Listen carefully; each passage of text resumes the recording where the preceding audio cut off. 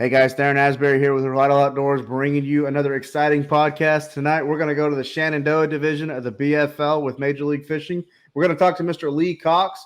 Last year with the Shenandoah division, Lee got third place, so a top 5 finisher from the Smith Mountain tournament.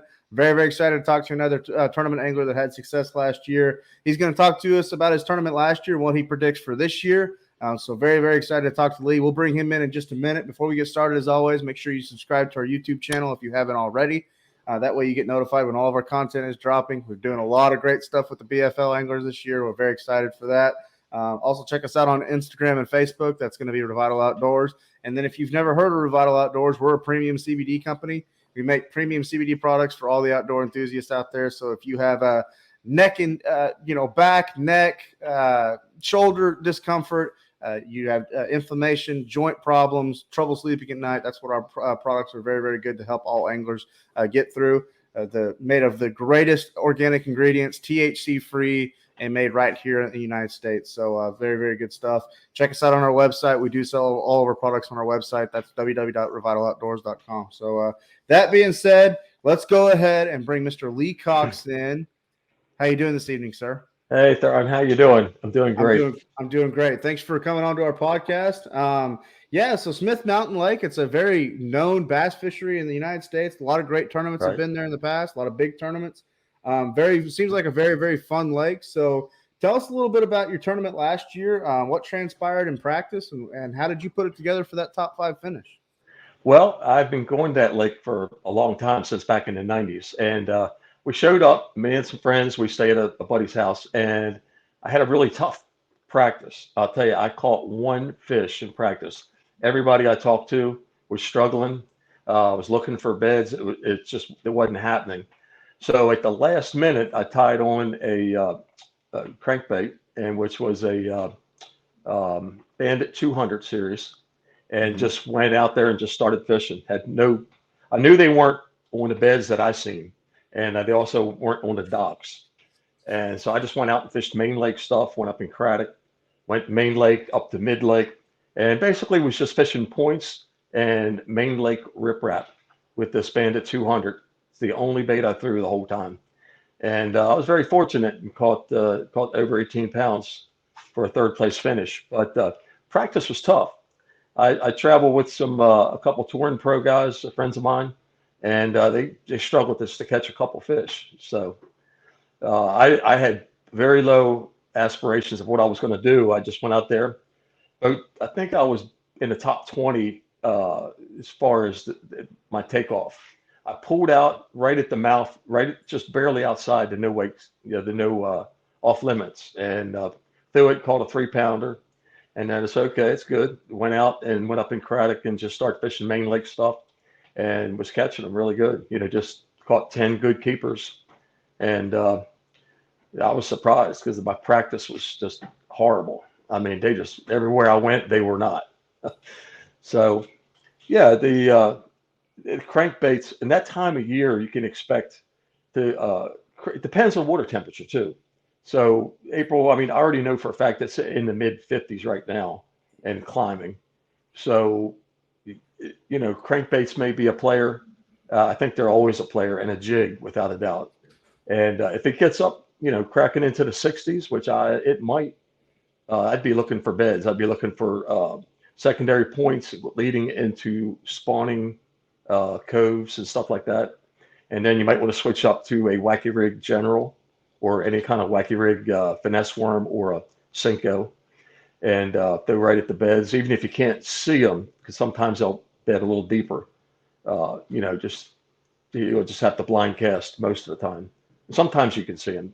The lake's fairly clear, got a little green tint to it that I've observed over the years. But that and a finesse jig is also great. And you can use a finesse jig right on the bed, or I like to be in that 5 to 6 foot range.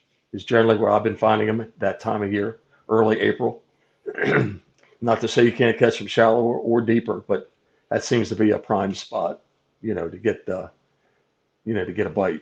So Okay. Okay. So, well, talk to us a little bit.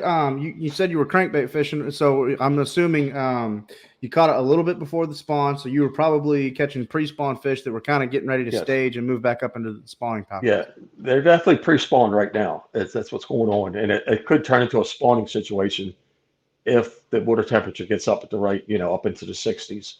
Uh, that I was a long cast off these main lake points and riprap, and just throwing a banded 200, which is 6 to 8 foot, and depending on what line you got, and slow cranking, and I was, they were jumping on it. You can't go wrong with that. Now, with that being said, that's my favorite, a jig and a crankbait. I've also caught them good at times with a flutter spoon that time of year. If you got to go into the marinas, there's a lot of good marinas there. And if you got the patience to pitch in there a flutter spoon, just let it go down, and you can run into a pack of them, and you can get bit really good. Also, swim baits like Kytex 3.3, fat swim bait, and like on an 1/8 ounce head, depending on how deep you're fishing. That's always a no-brainer.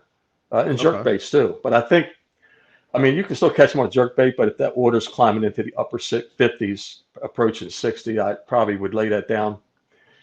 It's also a good lake with colder water for a rig.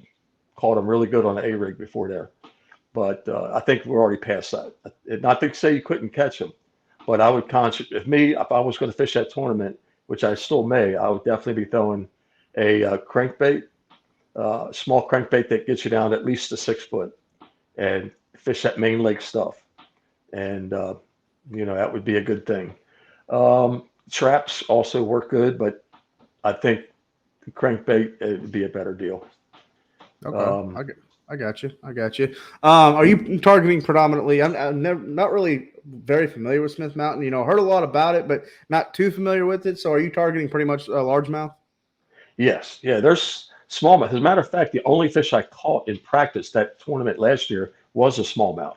It was about Really? 2 and 3/4 pounds, and that was also on that bandit 200 that I was throwing. I just tied it on. I know they bite that bait really good there. And there's probably, a half a dozen other great, I mean, there's dozens of baits that are similar to that. But, whatever you got confidence in, throw something to get down there 6, 8 feet.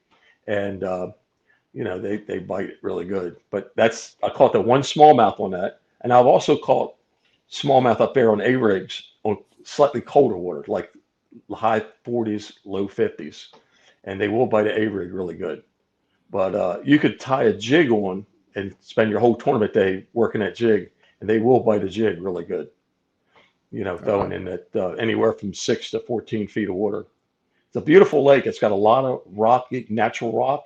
You got riprap, man-made rock. It's also got red clay banks, which are good. Got some laydowns and stuff. The marinas usually come into play. Lots of docks, lots of expensive homes on that lake that's got docks and stuff. But last year, the docks were not a player at all, and they just weren't there. And I tried, believe me. A lot of my friends I room with, we tried. It just Right. wasn't happening. And I just threw my hands out. I was like, okay, what am I going to do? So I got one good fish on a crankbait in practice, went back and just hammered them, pretty good. 10 good quality bites. Didn't quite, I thought I was going to hit 20, but didn't quite make it. But, you know, it is what it is. So, now, normally, okay, that was a very, very tough tournament. What I've been seeing, I got good friends that live there on the lake and near the lake, and I'm predicting probably 24 pounds is going to win that tournament. Holy cow! Wow, Yeah, that's that's impressive. that's nothing. They get 25, 26 pounds. Always, there's going to be a handful of guys well over 20, and in a bunch. The one that I finished third in was just a really fluke. I mean, they just weren't doing anything, and just so happened that water depth zone in that 6 to 8 foot with a crankbait that would dive that deep was the answer that day. And yeah, it's one of them deals where if it's fishing good like it normally does, it's a beautiful lake. And you got backwater, and then you got the main Roanoke River that runs way up. You can get up into some super skinny water way up on the river. It gets down by the dam. Obviously, it gets clear, very clear. And you go up in Blackwater, is very popular. Got marinas, got several marinas, and a lot of docks, and got some deep bluffs. But I think the deep bluffs and stuff is not going to be a player because of the water temperature. They will be starting to move. Definitely the latter part of pre-spawn. And I think you're going to be finding secondary points that's adjacent to spawning coves is going to be a place you want to spend your time, move Absolutely. around and find them. Absolutely, absolutely. So, okay, well, let's switch gears a little bit. What about as a co-angler? What you're talking about, the reaction baits, pre-spawn fish, or pre-spawn fishing, excuse me, can be a little difficult for the co-angler in the back of the boat. But what would you recommend for a co-angler to focus on? Obviously, they don't want to, fish the same bait, Right, parallel the boat. right. So, how would you attack that? Well, I'll tell you what, as of last year on the Shenandoah, I had two winners and a federation tournament I've also fished. I also had two more winners. I had four co-angler wins out of the back of my boat last year, and they were all throwing wacky Cincos. Yep. And that's all there is to it. I mean, just you can't go wrong with that. It's a killer. I mean, that bait is phenomenal. And I told the last guy that once, I'm not allowing no more Cincos in my boat. You guys are killing me with these Cincos. I have had co-anglers really stalk me good with a drop shot. Certain lakes, that morning dawn can do pretty good on that lake. There's other good colors too. But I'll tell you what, pumpkin color with chartreuse tail works really good on a drop shot. Just to maybe about a 6 to 8 foot, 6 to 8 inch. I apologize, 6 to 8 inch drop shot leader, and that's good for a co-angler. Definitely, I'd have a drop shot tied on, and I would have a wacky Cinco.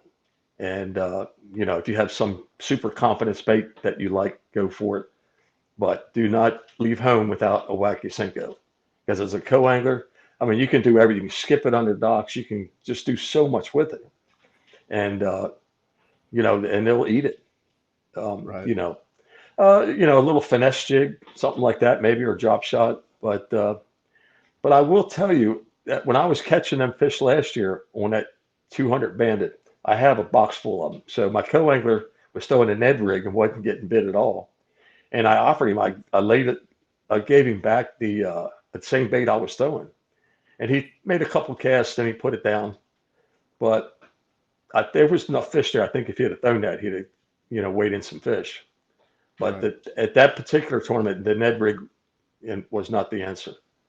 But yeah, definitely for a co-angler, I would highly recommend the Wacky Cinco, and then some, drop shot. I would also have that. And I'm trying to think what else you might want to throw. That's probably the biggest thing. Also, I'll tell you something else I've really got beat on from guys in the back of the boat, and that is like a 3.3 contact Mm-hmm. or a Strike King. I think it's called the Rage Swimmer, similar to a contact. Yeah, for sure. A 3.25 or a 3.3 contact on an 1/8 ounce head, and you might want to have one of them. Just slow roll that. And I've been all over the country fishing, whether it be opens or BFLs or whatever, and had co-anglers just thump them with that. I'm like, man, Mm-hmm. you hate to see that happen. You're happy for them, but it's like, oh my God, Yeah, bumping it But off the rocks, it can go a long ways.